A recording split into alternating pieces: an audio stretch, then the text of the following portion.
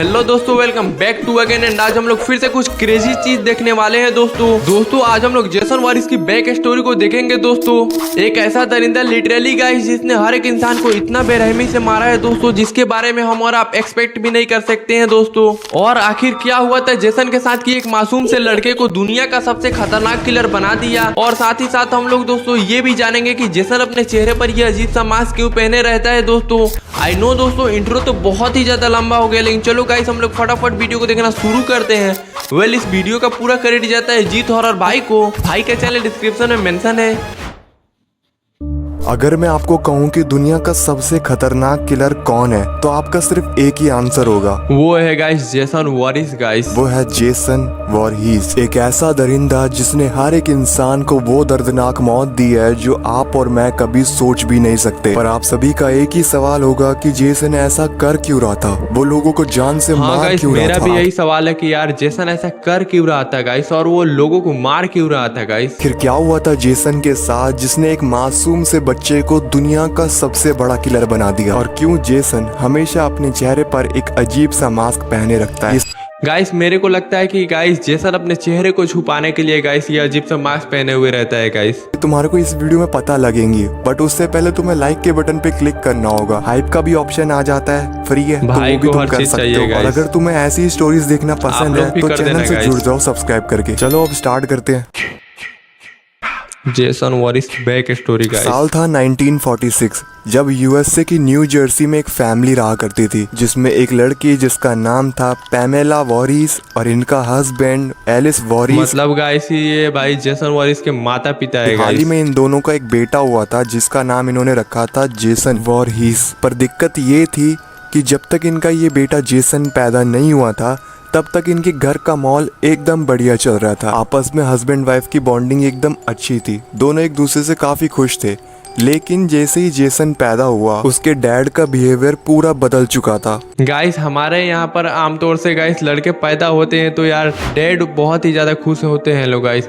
लेकिन भाई जेसन के पिता को क्या हो गया यार, चलो गाइस देखते हैं, ये तो मालूम चलेगा देखने के बाद ही गाइस। वो इसलिए क्योंकि जेसन एक बहुत ही रेयर बीमारी के साथ पैदा हुआ था। बीमारी वगैरह हुआ है कुछ गाइस, जिसका नाम था हाइड्रोसेफेलिस। भाई ये बीमारी बहुत ही ज्यादा खतरनाक होता है गाइस। शायद इस बीमारी में सर फूल जाता है यार, या सर में पानी वगैरह हो जाता है गाइस। अब इस बीमारी के बारे में जिन्हें नहीं पता मैं बता दूं। इसमें होता क्या है कि जो हमारा हेड है उसके अंदर ना काफी सारा पानी भर जाता है, देखो जिससे हेड का साइज था काफी ज्यादा बड़ा हो जाता है। और यही नहीं, फेस का स्ट्रक्चर भी काफी गड़बड़ा जाता है। और ये जो बीमारी है ये काफी रेयर है, ये बहुत ही कम बच्चों को होती है। लेकिन वो बेचारा छोटा सा बच्चा जेसन इसी बीमारी के साथ पैदा हुआ था, जहाँ पर उसका हेड आम बच्चों के कंपैरिजन में काफी बड़ा था एंड उसका फेस का स्ट्रक्चर भी इतना ठीक नहीं था। अब इस टाइम पर जेसन के डैड को उसकी देखभाल करनी चाहिए, उसे प्यार करना चाहिए, लेकिन वो ये सब बिल्कुल नहीं कर रहा था। वो उल्टा अपनी बीवी पैमेला के ऊपर भड़के जा रहा था। एलिस बार बार अपनी बीवी पैमेला से यही कह रहा था कि तुमने एक ऐसा बच्चा पैदा किया है, लेकिन पैमेला अपने बेटे जेसन से काफी प्यार करती थी।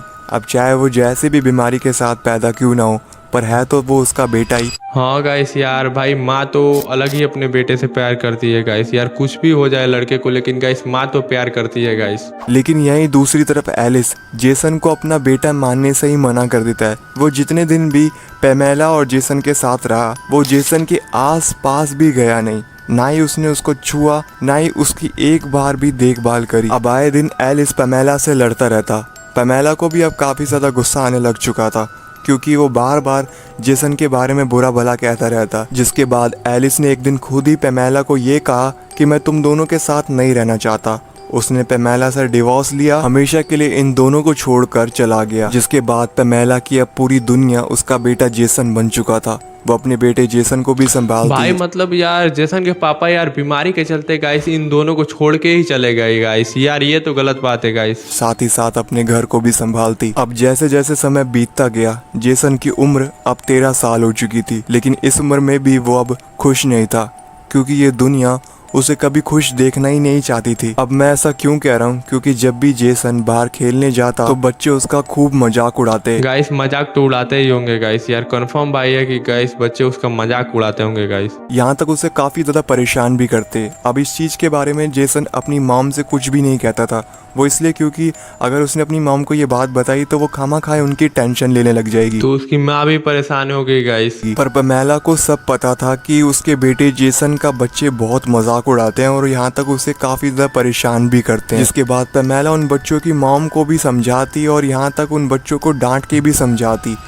लेकिन गाइस यार बच्चे कहाँ मानने वाले हैं गाइस, यार वो तो मस्ती करेंगे ही गाइस। लेकिन वो कितने ही बच्चों को समझा ले, बार बार कोई ना कोई बच्चा जेसन का मजाक उड़ाने लगता और इसी वजह से पमेला ने अपने बेटे जेसन को कभी स्कूल नहीं भेजा। वो जेसन को घर पे ही पढ़ाती और उसे हमेशा अपनी नजरों के सामने रखती। अब जैसे जैसे समय बीतता है अब इनके घर में भी फाइनेंशियली दिक्कतें आने लग रही थी। पमेला पहले एक जगह जॉब किया करती थी पर उसे वहां से निकाल दिया गया था और अब पमेला एक नई जॉब की तलाश कर रही थी। काफी दिन वेट करने के बाद पमेला को एक बहुत ही अच्छी जॉब मिल भी जाती है। वो जिस जगह पे रहती थी उधर का सबसे फेमस कैंप जिसका नाम था क्रिस्टल लेक, उस कैंप में पमेला की कुक की नौकरी लगी थी। और ये जो कैंप था क्रिस्टल लेक, इस पे सबसे ज्यादा ना स्कूल के बच्चे कैंपिंग करने आया करते थे।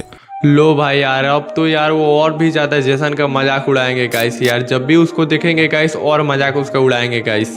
एंड जब से ही यहाँ पर पमेला की नौकरी लगी थी तब से पमेला अपने साथ जेसन को भी लेकर आती थी। वो इसलिए क्योंकि वो अपने बेटे जेसन को घर पर अकेला तो छोड़ नहीं सकती थी, इसलिए वो अपने साथ जेसन को कैंप लेकर आती थी। लेकिन पमेला अपने बेटे जेसन को कैंप के बच्चों के साथ ना खेलने देती ना ही उसे कैंप के बच्चों के सामने आने देती, क्योंकि पमेला को पता था कि अगर जेसन बच्चों के सामने आ गया तो वो उसका जरूर मजाक उड़ाएंगे। जिस वजह से सही पमेला बात है गाइस, यार मजाक तो उड़ाते हैं यार बच्चे। करती क्या थी कि वो जिस किचन में खाना बनाती थी ना उसी किचन में एक छोटा सा रूम बना हुआ था। उसी रूम में जेसन को वो बंद करके रखती थी ताकि उसे कोई देख ना पाए और वो उसकी नजरों के सामने भी रहे। और ये पमेला हर दिन जेसन के साथ करती थी। अब मैं समझ सकता हूँ कि पमेला वो अपने बच्चे के लिए ही सोचती थी, लेकिन जेसन अक्सर जिस कमरे में बंद होता था ना उस कमरे में एक छोटी सी खिड़की थी और उसी खिड़की से वो अक्सर बाहर बच्चों को खेलता हुआ देखता था और उसका भी अंदर से दिल करता था। भाई यार जेसन भी बच्चा है यार, उसका भी मन तो करता ही होगा गाइस खेलने के लिए, लेकिन यार उसका बीमारी इतना हार्ड हुआ है गाइस, अगर वो जाएगा घर से बाहर तो यार हर कोई उसे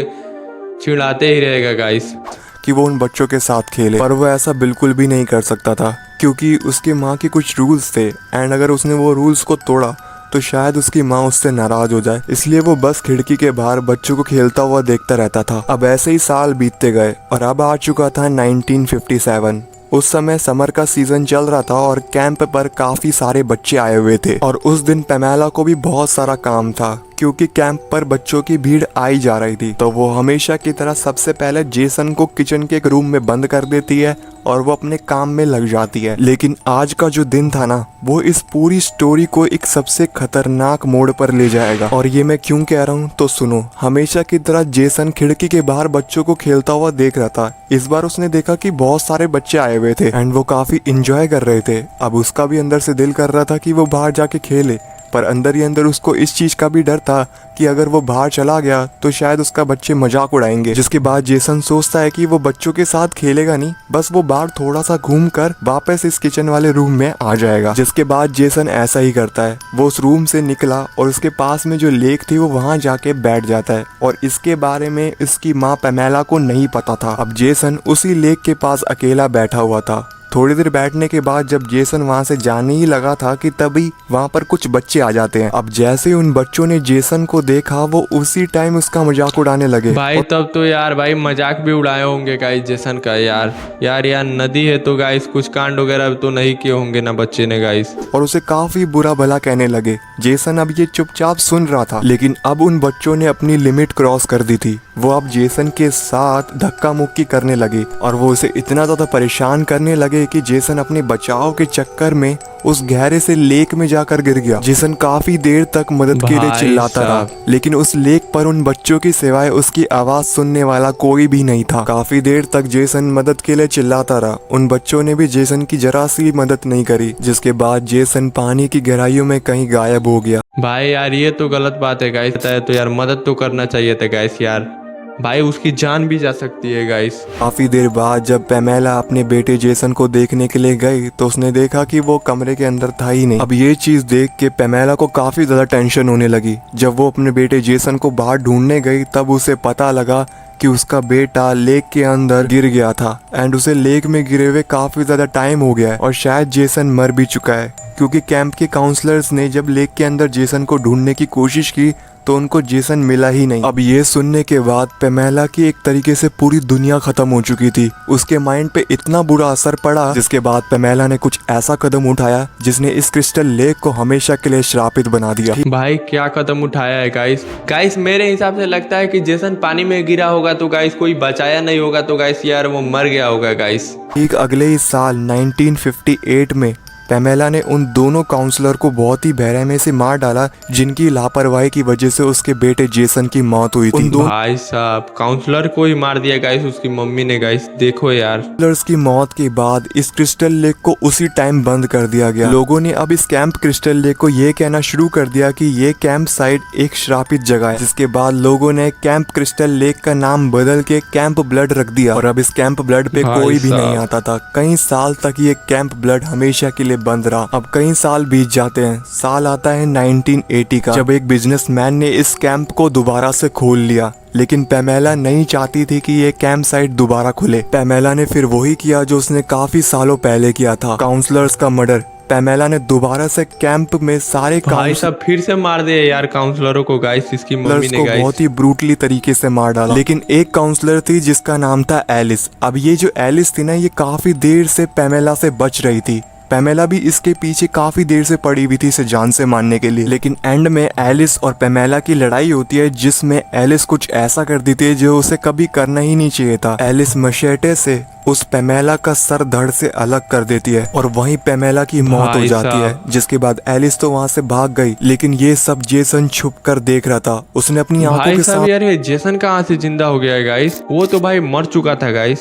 सामने अपनी माँ को मरता हुआ देखा। अब आप लोग सोच रहे होंगे कि जेसन तो मर चुका था तो ये अभी तक जिंदा कैसे है। तो जिस दिन जेसन लेक में डूबा था तो ये जैसे तैसे करके दूर किसी किनारे पे आकर बच गया था। अच्छा गाइस यार ये ऐसा बचा है गाइस किनारे पर आके। जेसन अपनी माँ के पास इसलिए नहीं गया ताकि ये खुद से स्ट्रांग बन सके और खुद से सरवाइव करना सीख सके। तो ये क्रिस्टल लेक के घने जंगलों में रहने लगा। वहीं पर इसने अपनी छोटी सी झोपड़ी बना ली और ये उसी घने जंगलों में रहता। लेकिन उस रात इसने अपनी माँ की मौत अपनी आंखों से देखी, जिसके बाद जेसन ने अपनी माँ का कटा हुआ सर और वो मशेटे उठाया और सीधा घने जंगलों के अंदर चला गया। वहाँ पर उसने एक श्राइन बनाई जहाँ पर वो अपनी माँ के कटे सर की पूजा करता था और तब उसने अपनी माँ के कटे सर से वादा किया कि वो इस कैंप और इस जंगल के अंदर आने वाले हर एक इंसान को मार डालेगा। और तब से जेसन कैंप में आने वाले हर एक इंसान को ब्रूटली तरीके से मार डालता है। काफी पुलिस ऑफिसर और काफी लोगों ने उसे मारने की कोशिश की, लेकिन कोई भी उसे हाथ तक नहीं लगा पाया, क्योंकि उसे कोई मार ही नहीं सकता,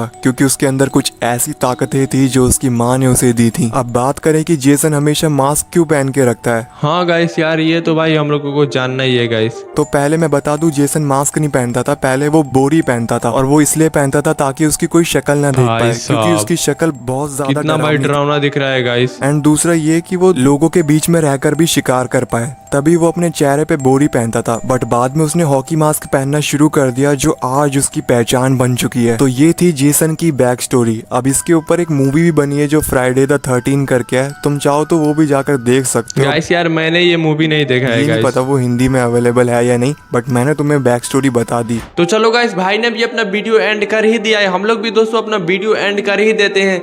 मिलते हैं आपसे किसी एक और नए धमाकेदार वीडियो के साथ।